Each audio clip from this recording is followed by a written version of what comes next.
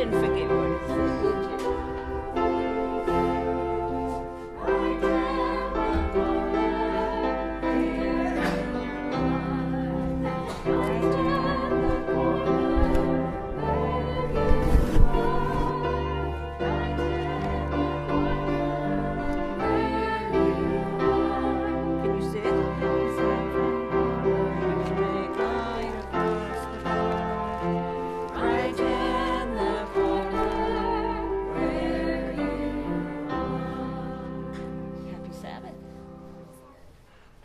Again, huh?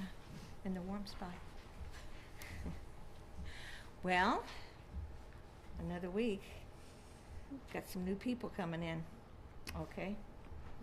All right.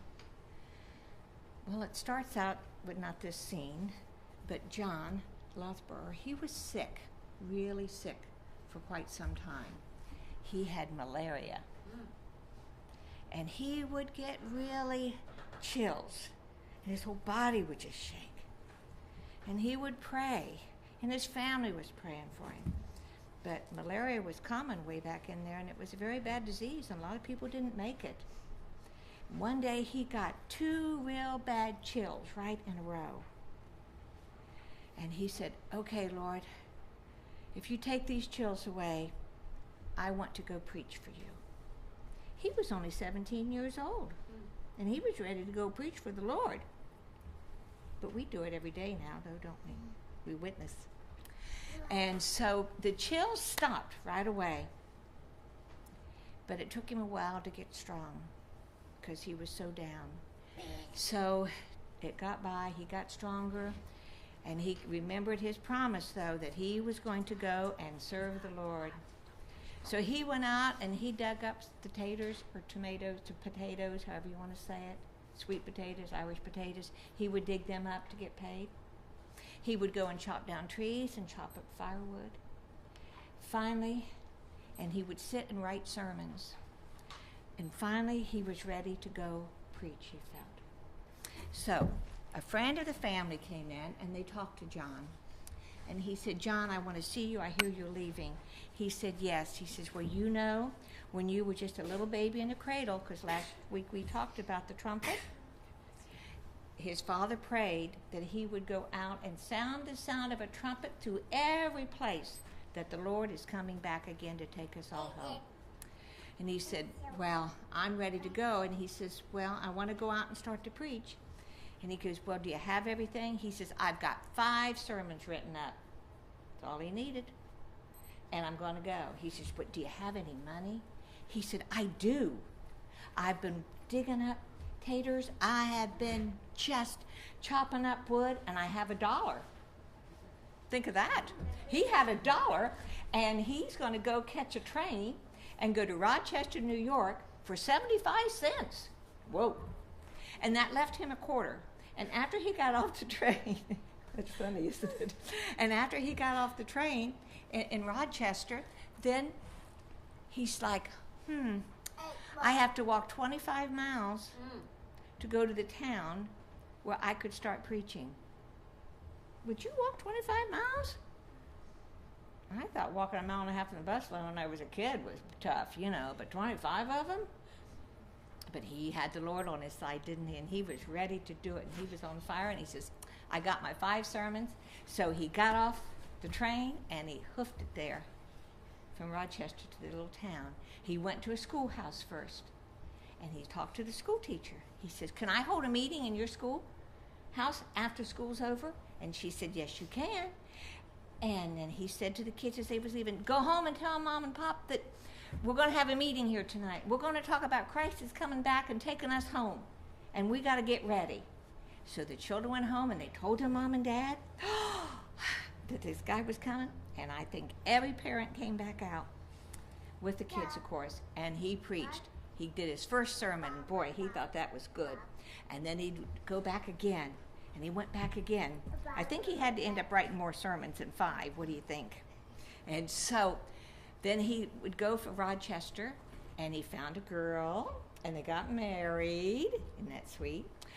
And then he didn't have to chop or dig taters or chop wood anymore, but he painted houses for a living. And he worked 5.5 days every week getting money to support his wife and everything. And then pretty soon, and then he would get on his buggy, because then he got a horse, and he would go back to this town where he was, and he had 3 little churches, kind of like what ours are, just little churches that he would go to every Sunday, and he would preach. And they all loved it, and he was so, so happy. So while they were preaching, and let's get him up there going to church. While they were preaching, and he was talking, and they were small, like I said, like we are here. So let's get them started into church, okay? There they're sitting. Whoops, she's not sitting too good, is she? And they would sit and listen to him talk about Jesus is coming again. And they would just sit, and they was just so happy to have somebody tell them about the Lord, you know? So there they're sitting, they're listening to John talk, and he was young, but he was on fire, and he loved the Lord. And when you love the Lord, you don't hide it under a bushel no matter where you're at, do you? If you're in a grocery store, you're working, you got to tell somebody about the Lord. Well, finally time went by.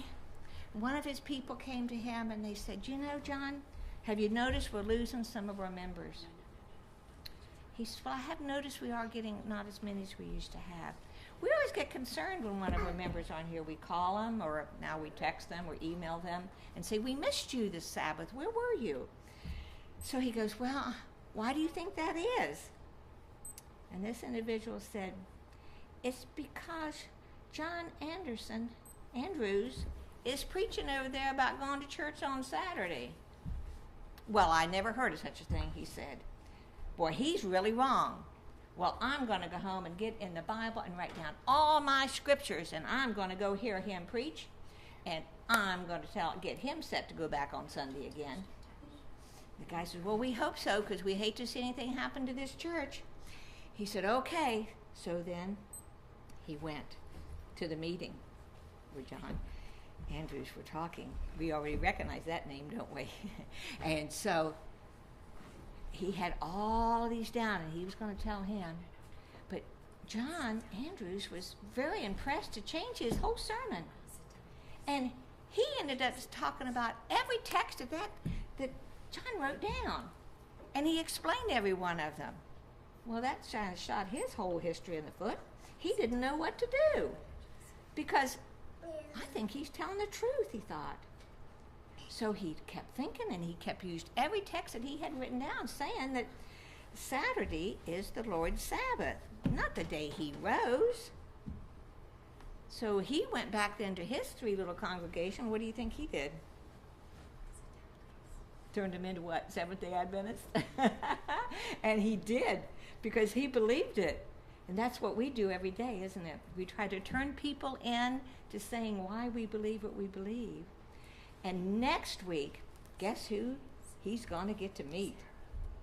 Have any ideas? The White family.